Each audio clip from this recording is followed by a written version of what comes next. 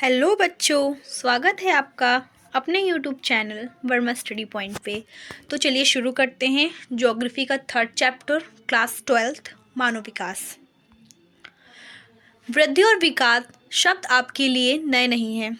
तो आपने अपने पूरे जीवन काल में बच्चों कहीं ना कहीं वृद्धि और विकास जैसे शब्द को सुना होगा कि उस लड़के का विकास देखो, बुद्धि का इतना हो गया है। और वृद्धि जैसे शब्दों को आपने भली भांति सुना ही होगा कहीं ना कहीं। आपने चारों ओर देखिए, लगभग प्रत्येक वस्तु जिसे आप देख सकते हैं और बहुत सी जिन्हें आप नहीं भी देख सकते हैं, बढ़ती और विकसित होती हैं। ये वस्तुएं पौधे, नगर, विचार, राष्ट्र, संबंध अथवा यहाँ तक कि आप स्वयं भी हो सकते हैं। इसमें बच्चों यही बताया गया है कि वृद्धि और विकास सबसे आप परिचित हैं। इसमें और एग्जाम्पल्स भी दिए गए हैं जो कि विकास के हैं, जैसे पौधे हो गए, नगर हो गए, विचार हो गए, राष्ट्र हो गए। आप देखेंगे पौधे का हमेशा विकास होता है, वो कभी भी अपने मन से नष्ट नहीं होता कि वो छोटा हो जाए। वो अगर एक बार बढ़ना शुरू होता है तो वो बढ़ता ही जाता है। नगर, आपने नगरों को देखा होगा कि नगर कभी भी ग्रामीण नहीं हो सकते। उनका जो विकास हो चुका है वो विकास अपने स्तर पर उनका चलता ही रहता है। विचारों का दिन प्रतिदिन उनका भी विकास होता रहता है। हमारे जो विचार है वो कभी भी कम नहीं होते हैं कि उनका विकास नहीं हुआ। वो दिन प्रतिदिन उनका विकास होता ही रहता है। राष्ट्र का विकास होता ही रहता है। तो इसमें यही बताया गया है।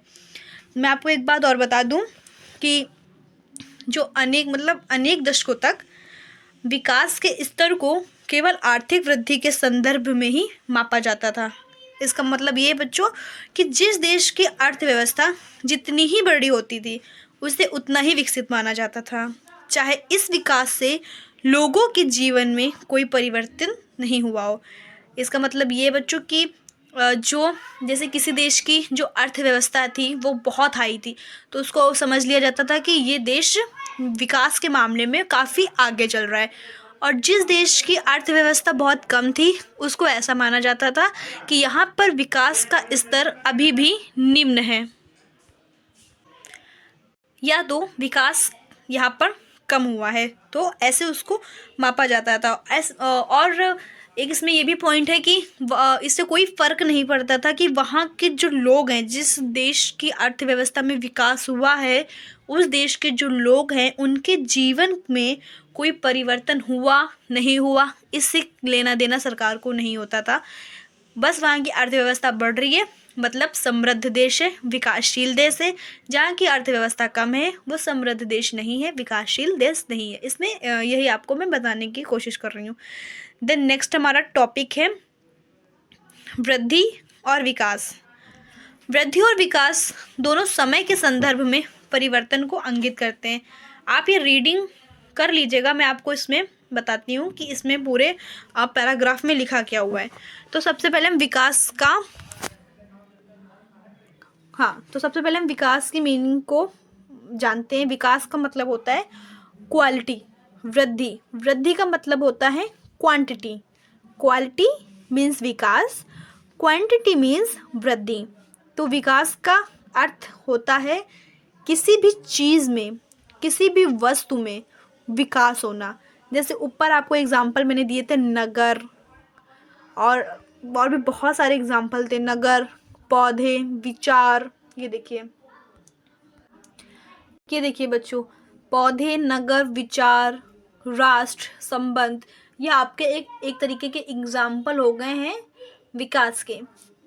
तो इसमें मैं यही बता रही हूँ आपको कि विकास हमेशा गुणात्मक होता है, यानी कि वो हमेशा क्वालिटी होता है। विकास में हमेशा विकास का अर्थ ही है क्वालिटी एंड वृद्धि का अर्थ है क्वांटिटी। ये आपको इतना समझ में आ गया होगा। नेक्स्ट चलते हैं हम लोग। तो चलिए मैं इसको रीड कर देती हूँ। वृद्धि और विकास दोनों समय के संदर्भ में परिवर्तन को इंगित करते हैं। यानी जो वृद्धि है और जो विकास है ये समय का जो संदर्भ है उसी में ही ये परिवर्तन को एक इंगित कर देते हैं। अंतर यह है कि वृद्धि मात्रात्मक, यानी जो हमारी क्वांटिटी होती है वो मात्रात्मक, यानी कि उसको मापा जा सकता है। मात्रात्मक होती है और मूल्य निरपेक्ष है। इसका चिन्ह धनात्मक और ऋणात्मक हो सकता है, क्योंकि वृद्धि है यानी कि क्वांटिटी है। अब क्वांटिटी का मतलब तो आपको पता ही है कि ये ऊपर नीचे हो सकती है, ये निगेटिव में भी जा सकती है, ये पॉजिटिव में भी जा सकती है। निगेटिव का मतलब है ऋणात्मक और पॉजिटिव का मतलब है धनात्मक। इसका अर्थ है कि परिवर्तन धनात्मक, वृद्धि तथा ऋणात्मक हो सकता है। विकास का अर्थ गुणात्मक परिवर्तन है। सबको पता है कि जो विकास होता है वो कभी भी निगेटिव नहीं होता। विकास का अर्थ गुणात्मक परिवर्तन है, जो मूल्य न पे हाँ, गुणात्मक परिवर्तन है। विकास जब तक नहीं हो सकता, विकास कब तक नहीं हो सकता? विकास जब तक नहीं हो सकता जब तक वर्तमान दशाओं में वृद्धि ना हो। विकास उस समय होता है जब सकारात्मक वृद्धि होती है, तथापि सकारात्मक वृद्धि से सदैव विकास नहीं होता। विकास उस समय होता है जब गुणात्मक तथा गुणात्मक में सकारात्मक परिवर्तन होता है। तो इसको मैं एक्सप्लेन कर देती हूँ। देखिए बच्चों, वृद्धि को हम ऊपर पढ़ चुके हैं, अभी हम बात कर रहे हैं विकास के बारे में। तो विकास का मतलब ही क्वालिटी होता है।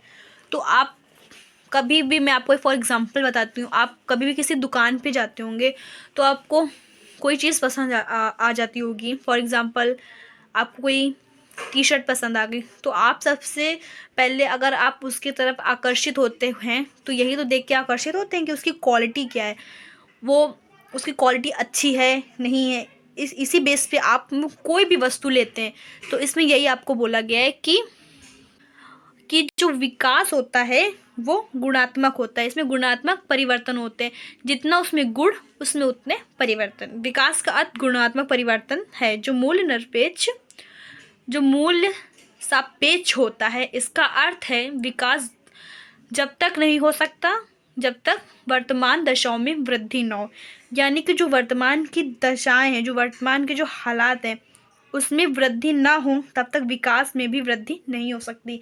जैसे जैसे हमारी वर्तमान दिशाओं में धीरे धीरे वृद्धि होती जाती है, वैसे वैसे हमारे जो कार्य हैं या कोई भी चीज़ हो गई, उसमें विकास धीरे धीरे होता जाता है। जैसे जैसे वृद्धि होगी वैसे वैसे विकास होगा। इसमें ये बताया जा रहा है सकारात्मक वृद्धि से सदैव विकास नहीं होता। जो पॉजिटिविटी होती है उससे हमेशा ही विकास नहीं होता। विकास उस समय होता है जब गुणात्मक में सकारात्मक परिवर्तन होता है। यानी कि जब गुणात्मक में जो कोई सकारात्मक जो भी परिवर्तन हो, उसी से ही विकास होता है। उदाहरण, किसी निश्चित समय अवधि में यदि किसी नगर की जनसंख्या 1 लाख से 2 लाख हो जाती है तो हम कहते हैं नगर की वृद्धि हुई। फिर भी यदि आवास जैसी सुविधाएं, मूलभूत सेवाओं की व्यवस्था तथा अन्य विशेषताएं पहले जैसी ही रहती हैं, तब इस वृद्धि के साथ विकास नहीं जोड़ा जा सकता।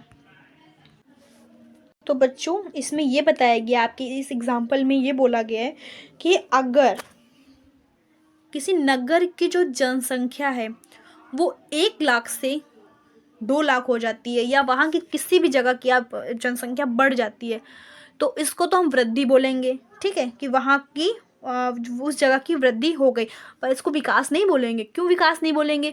क्योंकि वहाँ पे जनसंख्या तो वृद्धि हुई, पर वहाँ की जो सेवाएं थी, वहाँ की जो सुविधाएं थी, वहाँ की जो व्यवस्थाएं थी, वो पहले जैसी ही रही। उसमें कोई भी विकास जैसी उमंग नहीं दिखाई दी। तो इसलिए बोलेंगे कि उसमें विकास नहीं हुआ, पर हाँ, वहाँ की जनसंख्या में वृद्धि ज़रूर हुई। तो चलिए आगे बढ़ते हैं। यह है कि जिस देश की अर्थव्यवस्था जितनी ज़्यादा बड़ी होती थी, उसे उतना ही अधिक विकसित माना जाता था, जैसे मैंने आपको पहले बताया। लेकिन इस वृद्धि का अधिकांश लोगों के जीवन में परिवर्तन से कोई संबंध नहीं था। ये मैं आपको पहले बता चुकी हूँ। किसी देश में लोग जीवन की गुणवत्ता को जो आनंद लेते हैं, उन्हें वो अवसर उपलब्ध हैं और जिन स्वतंत्रताओं को वे भोग करते हैं, विकास के महत्वपूर्ण पक्ष हैं। यह विचार नया नहीं है। पहली बार इन विचारों को 80 के दशक के अंत और 90 के दशक के आरंभ में स्पष्ट किया गया था। ये जो आपको इसमें पढ़ना है, ये मानव विकास की अवधारणा का प्रतिपादन डॉक्टर महबूबुल हक के द्वारा किया गया था। ये नीचे इसमें लिखा हुआ है, तो चलिए यहीं पे पढ़ते हैं। यहाँ से CBSE 1 मार्क्स के क्वेश्चन पूछती है, तो इसको आप रीडिंग और समझ दोनों लीजिएगा, क्योंकि सीबीएसई यहाँ से 1 मार्क्स का क्वेश्चन पूछती है। 2022 में भी आ चुके हैं, उसके पहले भी काफ़ी सारे आ चुके हैं। डॉक्टर महबूब उल हक और प्रोफेसर अमतर सेन घनिष्ठ मित्र थे और डॉक्टर हक के नेतृत्व में दोनों ने आरंभिक मानव विकास प्रतिवेदन निकालने के लिए कार्य किया था। इन दोनों दक्षिण एशियाई अर्थशास्त्रियों ने विकास के वैकल्पिक विचार का प्रतिपादन किया। अंतर्दृष्टि और करुणा से ओतप्रोत पाकिस्तानी अर्थशास्त्री डॉक्टर महबूब उल हक ने ये सीबीएसई बोर्ड में 1 मार्क्स में काफ़ी बार पूछा गया है, तो इसको आप इनका नाम नोट कर लीजिए, पाकिस्तानी अर्थशास्त्री डॉक्टर महबूब उल हक। ये टिक लगाने के लिए भी आता है, कभी कभी लिखने के लिए भी आता है, तो इसको आप ज़रूर याद कर लीजिए। 1990 में मानव विकास सूचकांक निर्मित किया। उनके अनुसार विकास का संबंध लोगों के विकल्पों में बढ़ोतरी से है। यानी उनके मुताबिक क्या, जो विकास का जो संबंध है वो किससे है, जो लोग हैं उनके विकल्पों से। यानी कि अभी लोगों को चॉइसेस मिलनी चाहिए, काफ़ी सारे विकल्प मिलने चाहिए कि उनको कैसे रहना है।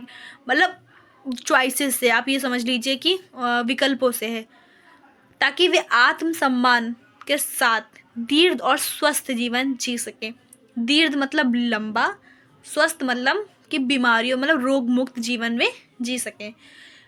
1990 ईस्वी से संयुक्त राष्ट्र विकास कार्यक्रम ने वार्षिक मानव विकास प्रतिवेदन प्रकाशित करने के लिए जिनकी मानव विकास की कल्पना का प्रयोग किया है। डॉक्टर हक के मस्तिष्क की लोच और एक दायरे से बाहर सोचने की उनकी योग्यता उनके भाषणों में से एक भाषण से चित्रित की जा सकती है, जिनमें शाह का उद्धरण देते हुए उन्होंने कहा, आज जो वस्तुएं हैं जिन्हें देखते हैं और जिन्हें पूछते हैं वो क्यों, मैं उन वस्तुओं का स्वप्न लेता हूँ जो कभी नहीं थी और पूछता हूँ ये क्यों नहीं है। दृढ़ एवं स्वस्थ जीवन जीना, ज्ञान प्राप्त कर पाना तथा एक शिष्ट जीवन जीने के पर्याप्त संसाधनों का होना मानव विकास के सर्वाधिक महत्वपूर्ण पक्ष हैं। इसमें एक आपको बेटा पढ़ना पड़ेगा सार्थक जीवन, जो हम पहले पढ़ रहे थे वो इसी से रिलेटेड है। सार्थक जीवन क्या है हम आपको इसके बारे में बताते हैं, वो आप रीडिंग कर लीजिएगा। मैं आपको इसकी फुल डेफिनेशन को एक्सप्लेन करती हूँ कि सार्थक जीवन क्या है। आपकी बुक में लिखा है कि सार्थक जीवन केवल दीर्घ ही नहीं अपितु उद्देश्यपूर्ण भी होना चाहिए। इसका मतलब ये है कि जो सार्थक जीवन है वो केवल लंबा ही नहीं, उसका कोई उद्देश्य भी होना चाहिए। लोगों को स्वस्थ रहना चाहिए, समाज के साथ जुड़े रहना चाहिए, सांस्कृतिक कार्यों में अपनी रुचि दिखानी चाहिए। इसमें इससे भी रिलेटेड कई सारे महत्व हैं जो मैं आपको अभी बताती हूँ। देखिए बच्चों, सार्थक जीवन का मतलब होता है कि इसमें जो आपकी एनसीईआरटी बुक में जो डेफिनेशन एक लिखी हुई है कि सार्थक जीवन केवल दीर्घ ही नहीं अपितु उद्देश्यपूर्ण भी होना चाहिए। मतलब वो ऐसा जीवन नहीं होना चाहिए कि जीते जा रहे हैं, लंबा चल रहा है, नहीं, उसका कोई ना कोई उद्देश्य होना चाहिए। अगर हम जीवन जी रहे हैं तो क्यों जी रहे हैं, अगर हम पढ़ाई कर रहे हैं तो क्यों कर रहे हैं, उसके पीछे क्या ऐसा मोटिव है कि हमको ये चीज़ करने की ज़रूरत पड़ रही है।